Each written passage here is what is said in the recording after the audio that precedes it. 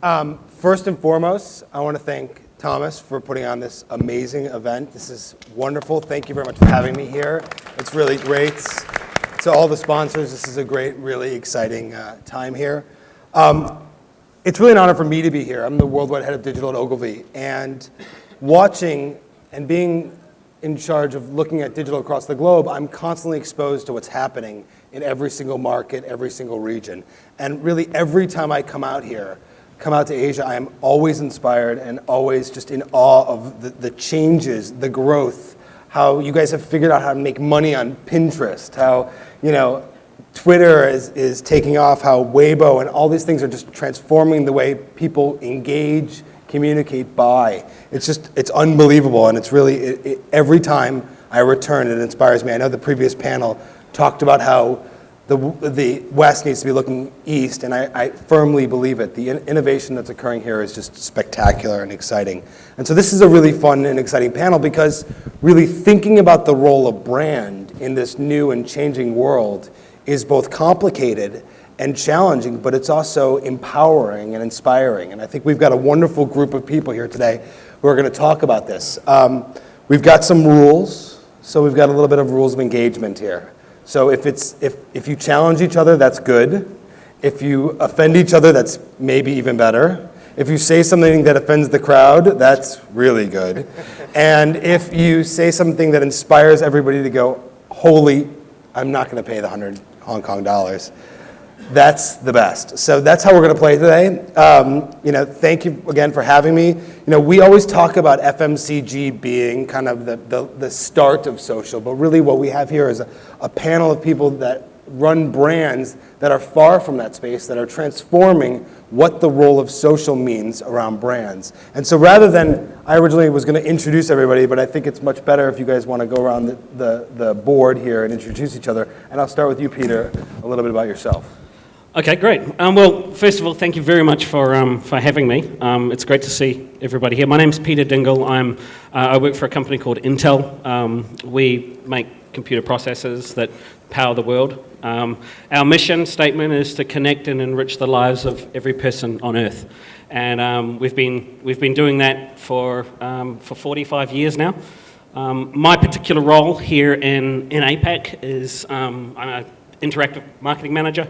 So I don't have a fancy VP title, but I get to do a lot more interesting things that a lot of our corporate sort of boards do.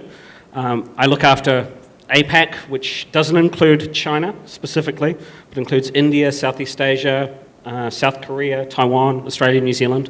I'm part of a very small, sort of 5 to 8 people, very innovative team who are constantly pushing the boundaries and striving to make Intel relevant in the eyes of the young Southeast Asian or South Asian audiences, and at the same time trying to drive preference for our new products.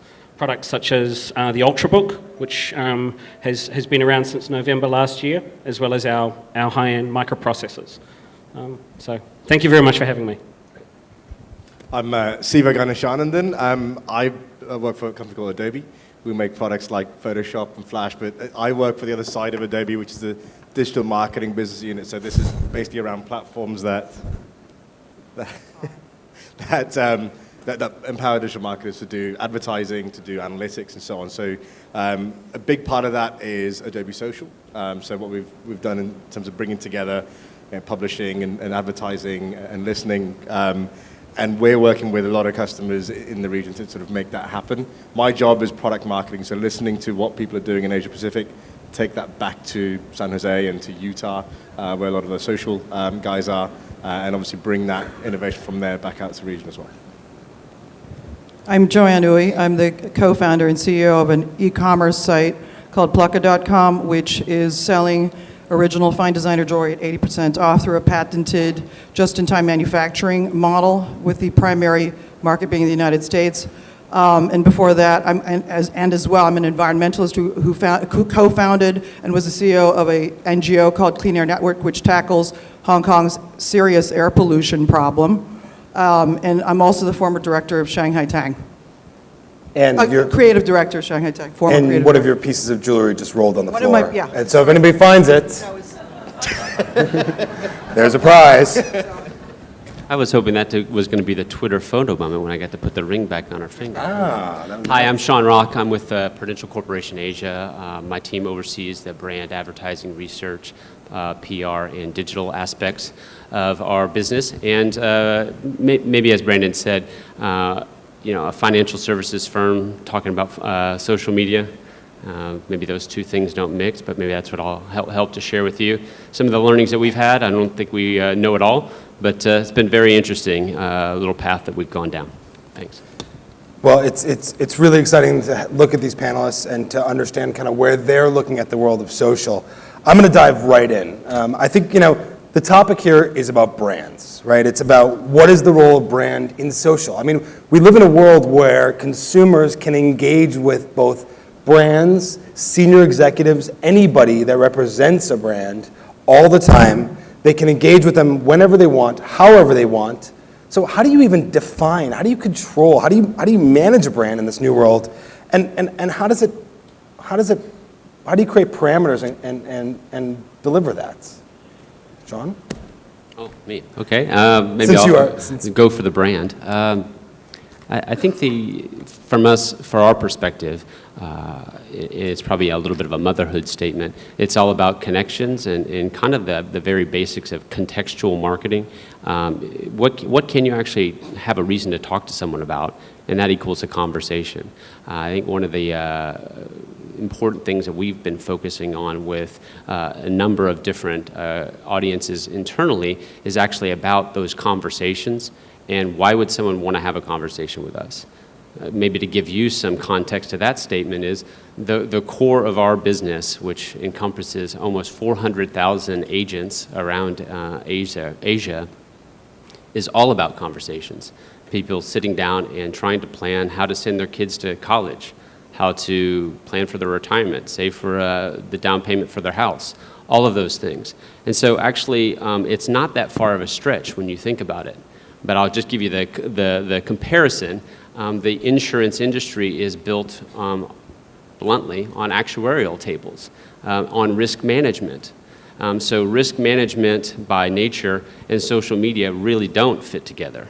And so the opportunity, the challenge for the marketers is to actually try and find the appropriate way to bridge that, to reach out to our customers, to reach out to consumers. The reason I say customers and consumers separately, customers would hopefully be some of you who are our policyholders.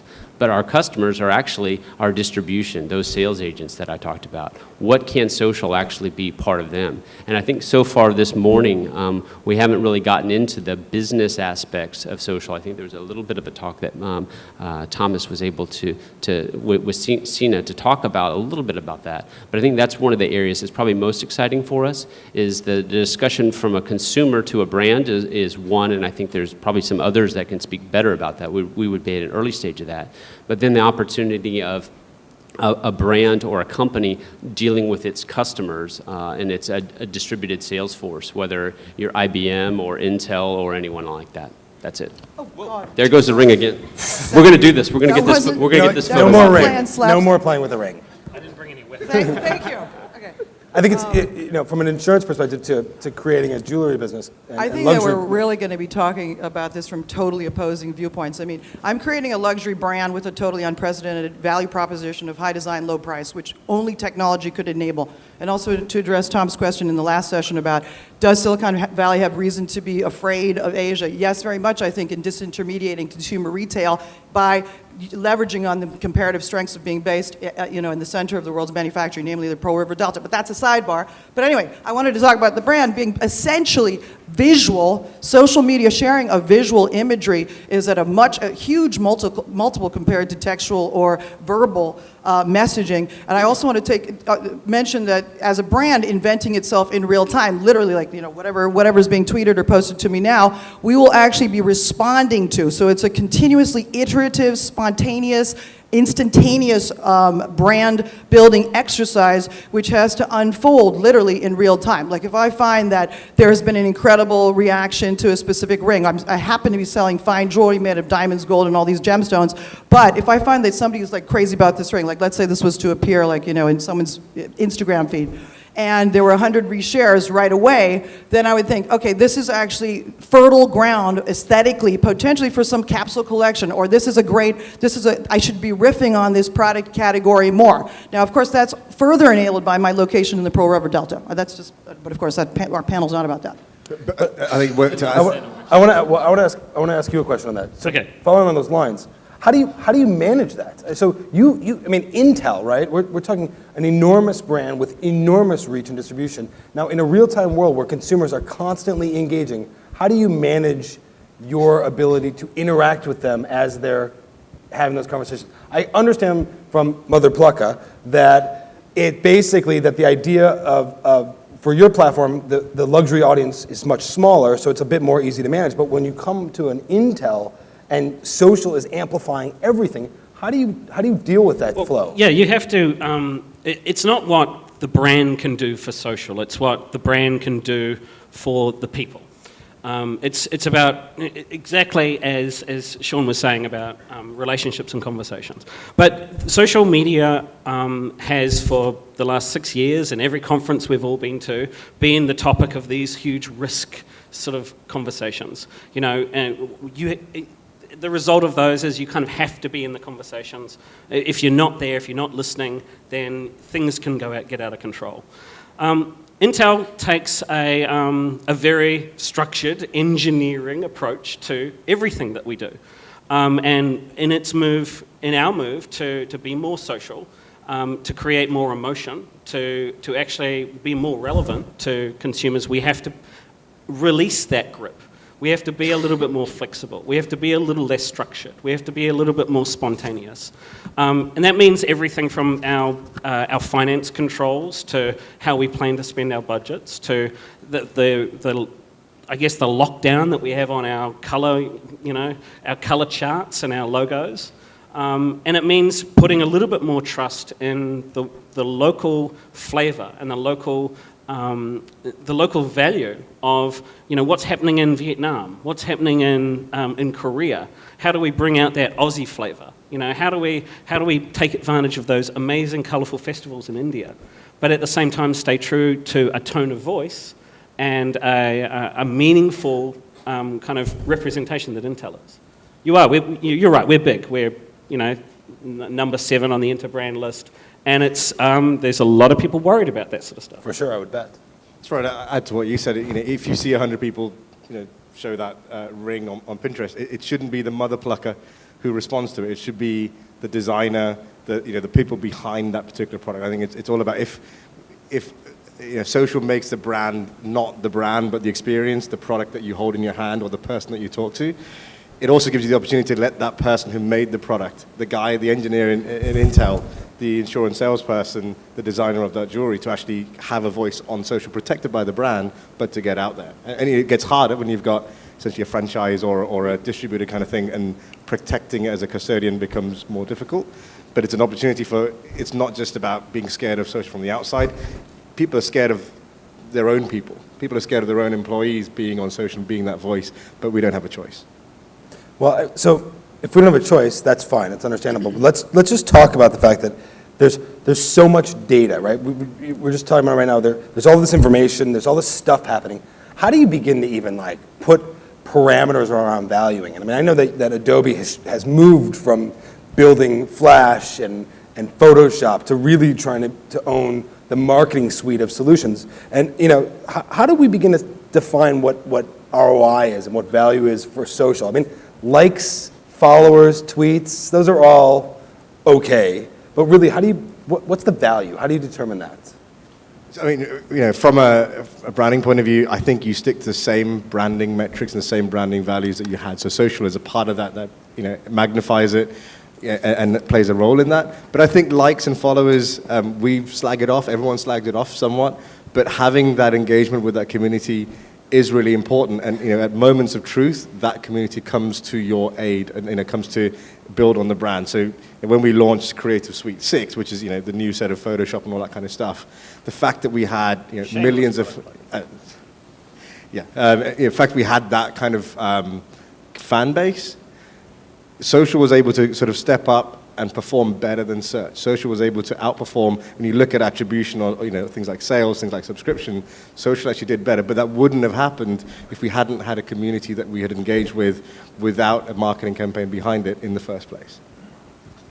Maybe I'll share thing. I think a practical example as well. I think a lot of marketers are talking about movements and those type of things. And what we have tried to do, and it also became our social media learning ground, was to take a cause that we're very concerned about, which also relates to our business, and that being financial literacy and actually educating the children of Asia for tomorrow.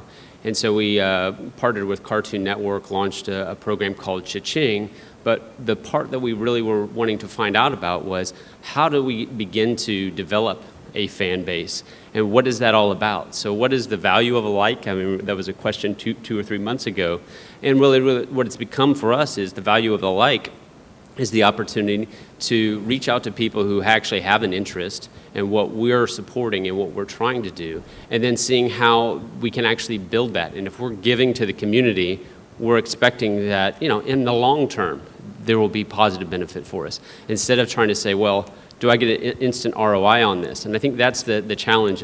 Maybe Thomas, one of his original times that I've ever talked to him, said, social is a lot like PR, and there was an initial kind of connection between the two, and that the long-term approach to it, it's not going to be overnight type of thing. But I think as we've seen that develop, we're trying to figure out, well, what can we do with social? If you're running if you would call it a platform across Asia, well, what happens when the Philippines goes red hot or Indonesia goes red hot and it's in Bahasa or in Tagalog?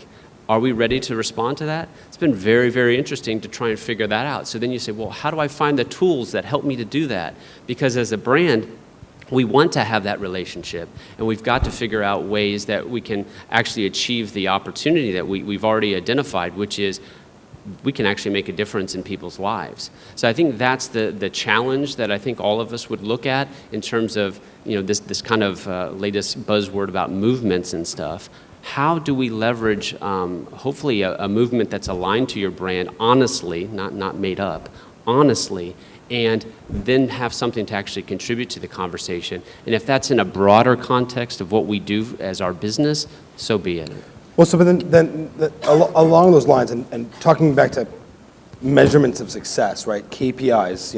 You talk about Cha-Ching and what your goals and objectives are. When you go out and you start to do anything in social, are you setting clear KPIs and objectives for success, or is it a gradual process? How do you even start the definition of what ROI and measurement mean in social? How do you think about that?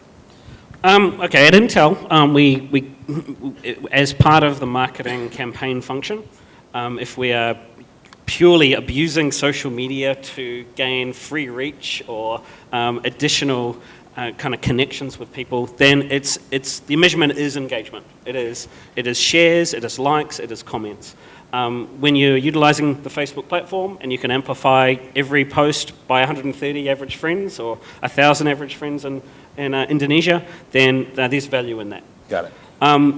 More importantly is how should brands look at measuring their social engagement in the future? Yep. And what Prudential just mentioned, what Sean just mentioned, and I think what we should talk about today is the evolution from moving away from brand campaigns, moving away from just using Facebook ads or sponsored Twitter posts or all these different tools we have to promote a product or a campaign, and moving toward harnessing the sort of common values or common needs of a community and helping a brand give back to a community and doing something meaningful. It's that shift from moving from social media as advertising to social media as marketing, right? And ultimately looking at that channel as becoming a platform for which to participate. Yeah, it's indirect brand building. It's adding real value to real people by doing real things, as opposed to coming up with fancy social media marketing campaigns or funky videos or crazy, unexpected flash mobs that entertain and might excite, but they don't actually help grow or evolve.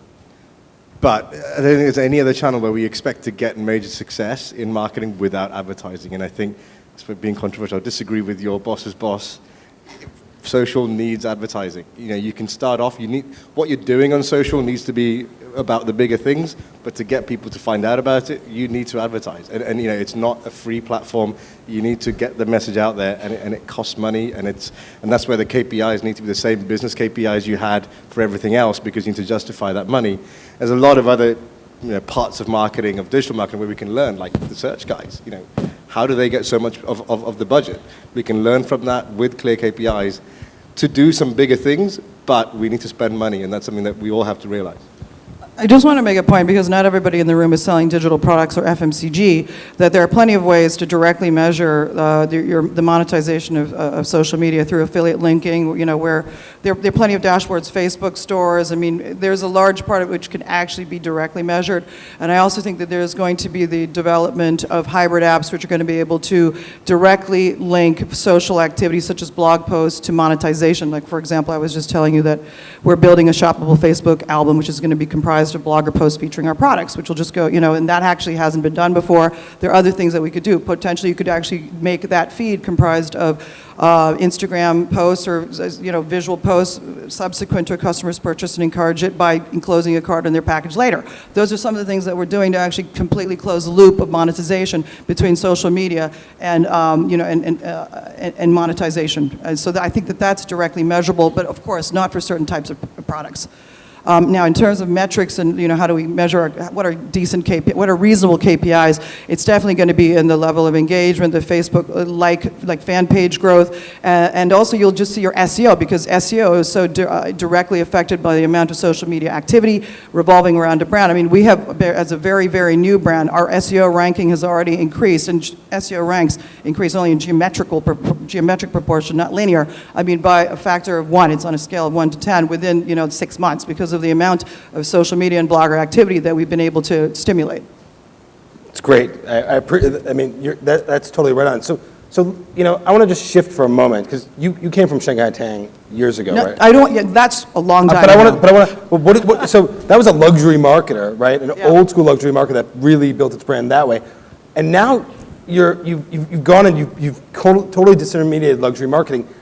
What's the difference in marketing in terms of building brands between those two ways? I mean, how is that different? Because many of the people in our audience are marketers. You know, that's there's the rub. I mean, luxury marketing, especially being among the most hidebound and also the most intractable in terms of the mentality of some of these managers.